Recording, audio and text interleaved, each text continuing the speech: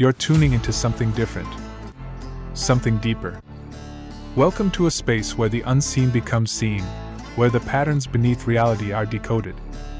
This isn't just a podcast, it's a journey into the mechanics of belief, perception, and the multidimensional truths shaping our world.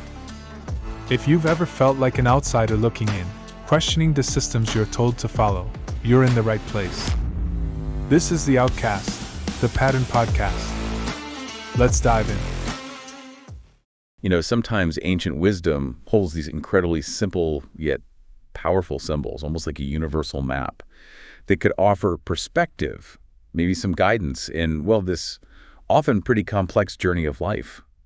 What if there was something like that? That's a really nice thought, isn't it? This idea that frameworks developed centuries ago, deeply tied to the natural world, could still be, profoundly relevant for us today, insightful even. Absolutely. And that's exactly what we're hoping to explore right now. We're taking a deep dive into a system that's rooted in shamanic traditions, the medicine wheel, and also the incredible wisdom held within the four elements and the animals connected to them. Yeah, this dive is based on some really fascinating excerpts from a text that explores these exact concepts. So it gives us a pretty rich foundation to, work from. Right. So our mission here is to really unpack these ideas for you. We want to understand their core meanings and explore how they aren't just like historical footnotes, but can actually serve as guiding, truly inspirational tools for your own personal path, helping you navigate challenges and maybe embrace growth. Mm-hmm. We'll be looking at how these ancient ideas offer this kind of unique lens on really essential parts of being human. Our sense of self, our emotions, definitely our thoughts, our spirit, and that vital connection to the world, both around us and within us. Okay, so let's start with the cornerstone, the foundation of this whole system, the medicine wheel itself. At its heart, what is it exactly? Well, think of the medicine wheel as a fundamental sacred symbol. It's really key in many indigenous and shamanic traditions. It's generally pictured as a circle, which, fundamentally represents wholeness, connection, and the cyclical nature of, everything, life, death, seasons, experiences. It has no real beginning and no end. And inside that circle, it includes the cardinal directions, doesn't it? North, east, south, and west. Exactly. Those directions are like key anchor points. And this is where it gets layered. Traditionally, each direction isn't just a direction. It's linked to a specific element, earth, air, fire, water, but also often to a color, a season, different stages of the human life cycle, and distinct aspects of the self. Wow. Okay. So it's not just one single idea, but a whole complex system of correspondences. Precisely. And it exists on multiple levels. So you might see the medicine wheel as a physical thing, maybe depicted in art, or even built as sacred stone circles on the land, used in ceremonies. But maybe even more powerfully, it exists as an internal idea, a really potent metaphor within our own consciousness that can guide us toward understanding, balance, and healing. So what's the practical purpose then? How can engaging with this symbol actually help someone, practically speaking? Well, the teaching suggests it's especially when you're facing challenges or maybe just feeling a bit lost. Returning to the concept of the wheel, it provides perspective. It can show you where you might be within a certain cycle, and it can offer directional guidance, suggesting which inner or maybe outer direction to focus your energy. So it kind of points that constant flux, that impermanence of things like seasons changing, life stages shifting. Yes, acknowledging that continuous flow and change. But it also reveals the underlying eternal process, that spiral of evolution and growth that's, always happening beneath the surface. The wheel is sort of an emblem of all the elements working together in harmony, reminding us we're connected to the Earth's deep healing energy.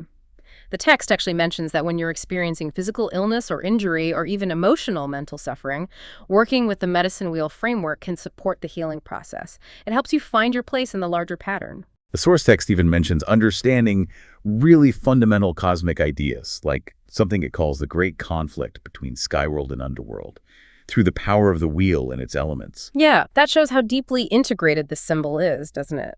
In some traditions, that great conflict might represent the fundamental tension or the dynamic polarity that exists within creation itself, maybe between the spiritual realm and the physical world, or just between opposing forces. The medicine wheel provides a kind of map for navigating and understanding those universal dynamics. Okay, so the wheel is the big picture map. Let's look at those four elements at its core: earth, air, fire, and water. The teaching you mentioned, like in Toltec traditions, is that life itself is actually created by these for working together. Right, and they aren't just external concepts out there. They are the very building blocks of existence, both around us and, crucially, within us. And that's key. They are represented within our own physical bodies. Like the heat in our blood being fire, or the water that sustains us. Exactly that. The air we breathe every second, the earth that makes up our bones and skin. We literally embody these fundamental forces. So understanding them externally helps us understand ourselves internally. And this is where animals come into the picture too, right? The text explains that animals fit into the medicine wheel framework, often aligned with dominant elements or seasons or maybe stages of life. Right. The idea there is that their behaviors, their unique strengths, even their perceived weaknesses, they offer medicine, which means specific lessons or insights relevant to your personal growth journey. Observing animals can really illuminate aspects of yourself and point towards areas where you might need wisdom or healing. So like a bird might connect to air and a fish to water, those kinds of connections. That's a common way to see it, yeah.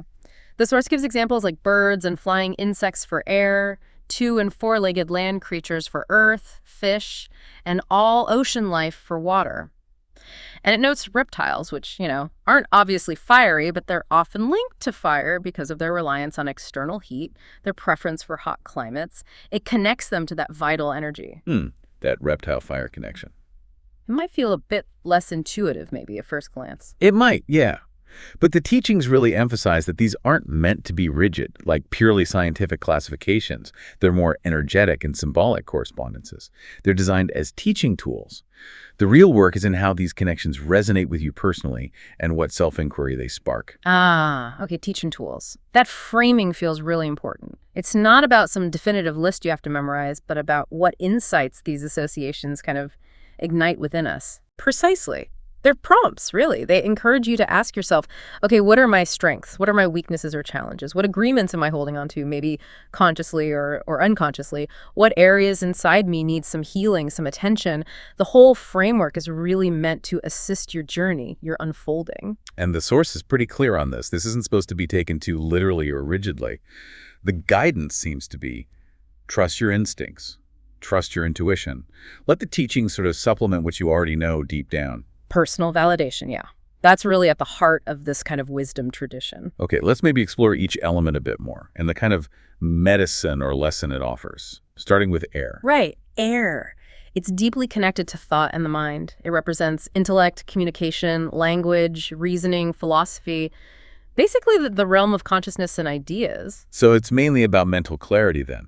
Think about the sort of sensation of the air quadrant. It's often tied to the north, maybe those strong, clean winds of winter that allow you to see clearly over a barren, uncluttered landscape.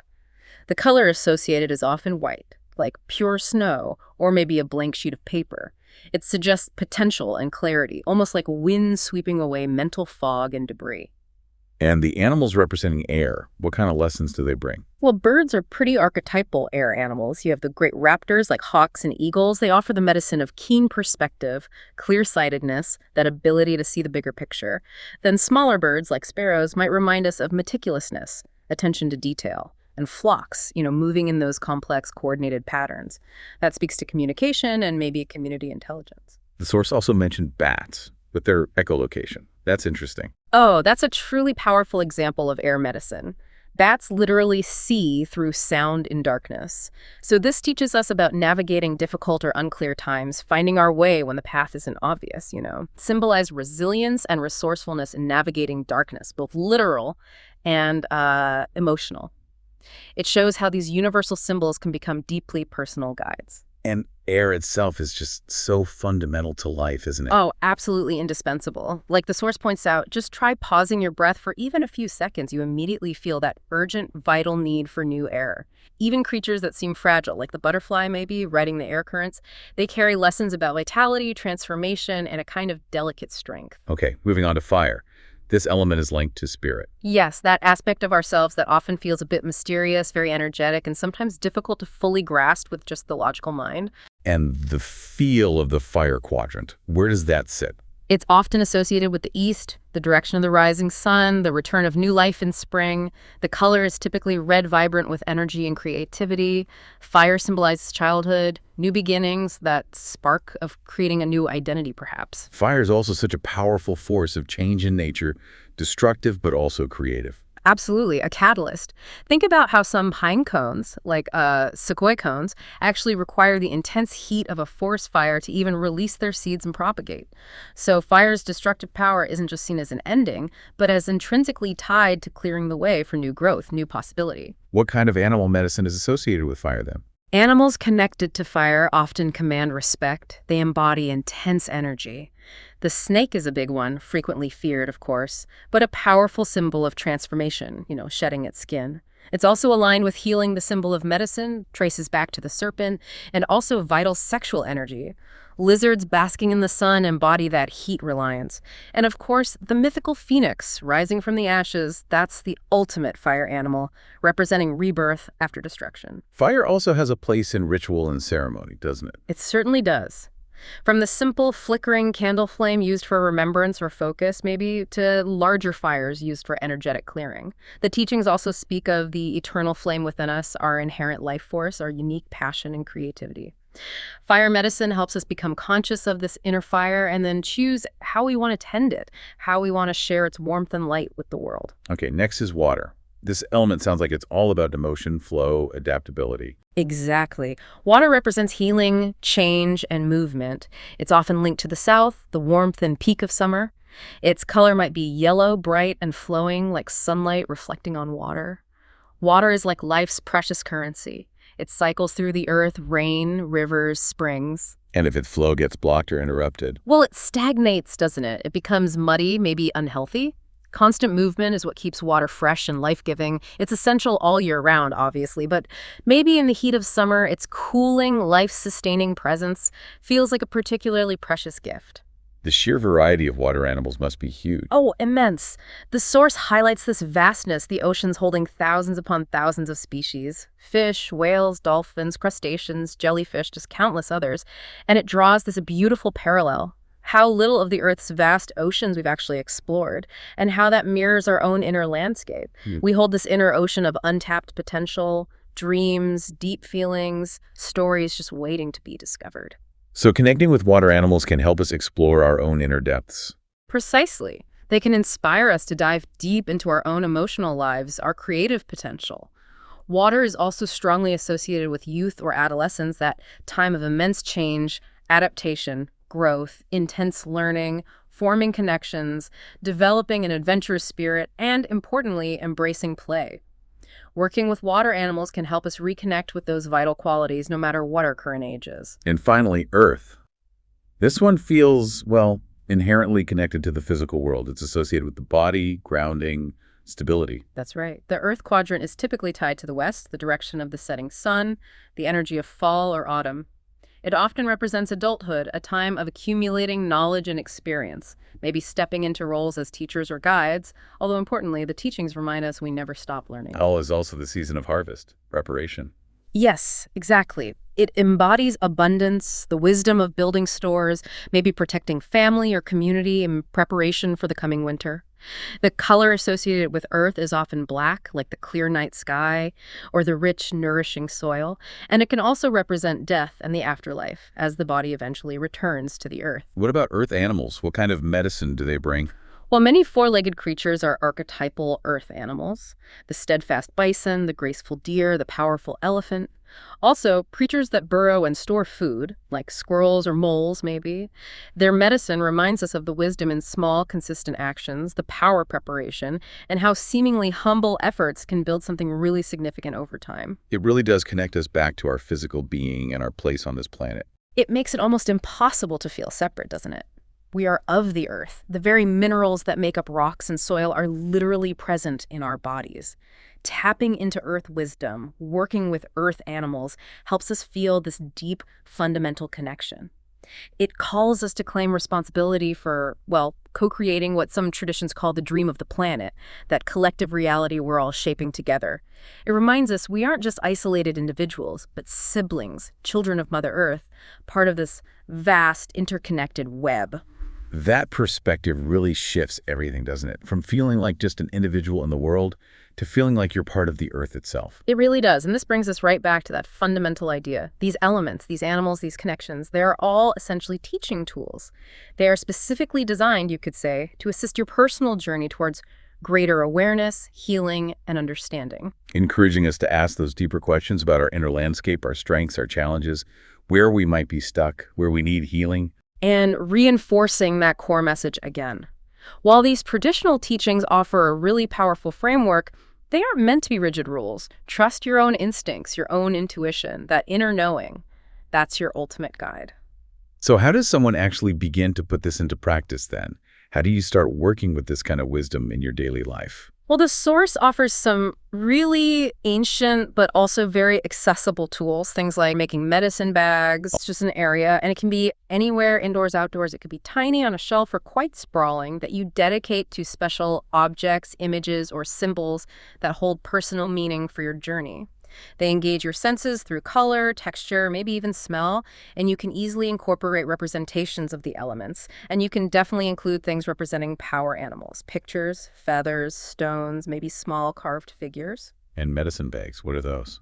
Typically a small pouch, traditionally made of leather, but it can be any material, really. It acts as a kind of physical anchor for your spiritual focus and intention, something you can carry with you.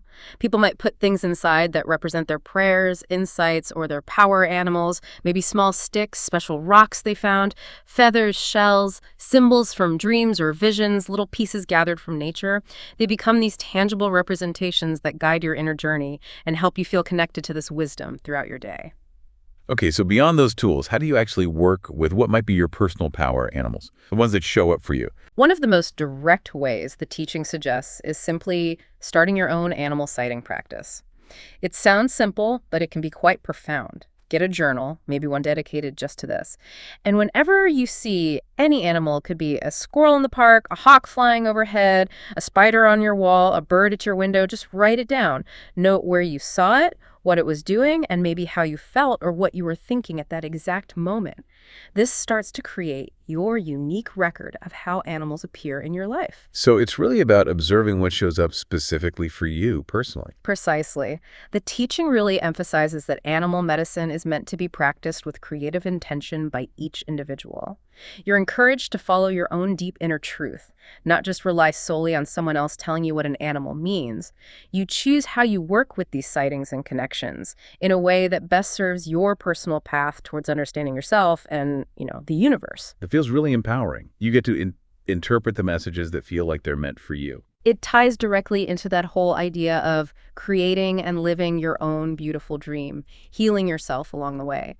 It's about recognizing that guidance and, unconditional love are available, whether we always perceive them clearly or not. And can you actively call on animals for specific help or qualities, like intentionally? Oh, absolutely. You can definitely call upon their particular attributes when you feel you need them. Like you can mentally or even verbally call on an animal's energy as a protector or a guide for a specific challenge, maybe asking for the eagle's clear sight when you have a big decision to make, or the otter's playful spirit when you're feeling stressed out. The source did include a note of caution, though, didn't it? Yeah. About working with animal stories specifically. Yes, and that's a very important caveat.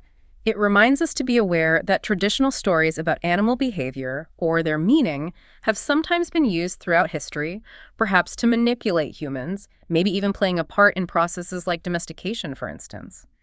Animal stories, depending on how they're told or interpreted, can sometimes evoke superstition or fear rather than empowerment. So respect the teachings, definitely, but always investigate for yourself. Check it against your own experience. Exactly. The crucial question to keep asking yourself is this true for me? Does this insight feel authentic to my experience and my intuition? What brings comfort and guidance to one person might actually trigger unhelpful superstition or fear in another. So staying aware and constantly checking in with your own inner truth is really paramount. And finally, the source points out something quite lovely, that some of the most profound power animals might already be living right there with us, our pets. Yes. The text offers this really nice reflection on, say, dogs always being happy to see you, sharing that unconditional love. And it highlights what it sees as a profound difference between humans and, the rest of the animal world, which is actually central to their medicine for us. That humans get caught up in the dreaming mind, while animals live purely in the present moment. That's the core insight, yes. Humans are often caught in what the text calls the dreaming mind. dwelling on past regrets, feeling anxious about future fears, getting entangled in self-judgment and negative stories about ourselves. Animals, the teaching suggests, live only in the reality of the present moment. They don't seem to create problems for themselves with these elaborate mental narratives about not being good enough or worrying excessively about finding a mate or achieving success or whatever. They just experience reality directly as it happens. They experience challenges, yes, and fear and joy and other emotions, but they aren't generally trapped in that loop of mental noise that humans so often create. They seem to enjoy a much closer, more unfiltered relationship to the reality of the present moment. And working with any animal, but perhaps most accessibly with our own pets, can powerfully help us learn to reconnect with that vital present reality. They are, in a way, constant teachers of presence. Okay, so we've journeyed through the medicine wheel as this foundational map. We've seen how the elements represent these key aspects of ourselves and life, and we've unpacked the really powerful role animals can play as guides and teachers, offering us medicine for our own journey. It really is a remarkably flexible set of lenses and tools, isn't it? The wheel, the elements, the animal connections, and those practices like journaling or creating altars, they're all designed to help you gain perspective, find personal guidance, and support your own healing and growth towards living your most authentic life. It's really about engaging with these ancient ideas, not as some kind of rigid dogma, but as a living system that is personal, intuitive, and deeply connected to the world around us, and maybe, more importantly, to the wisdom that's already present within us. And perhaps the most profound, ever-present source of that wisdom is already right there, just waiting for us to simply open our eyes and, notice. Exactly. Which leads to a final thought. Considering that animals live so fully, so unapologetically in the present moment, what profound lessons could you begin to learn about presence or joy or simply being, just by paying a little closer attention to the creatures you encounter in your everyday life? Maybe even starting with the one sleeping peacefully at the foot of your bed right now.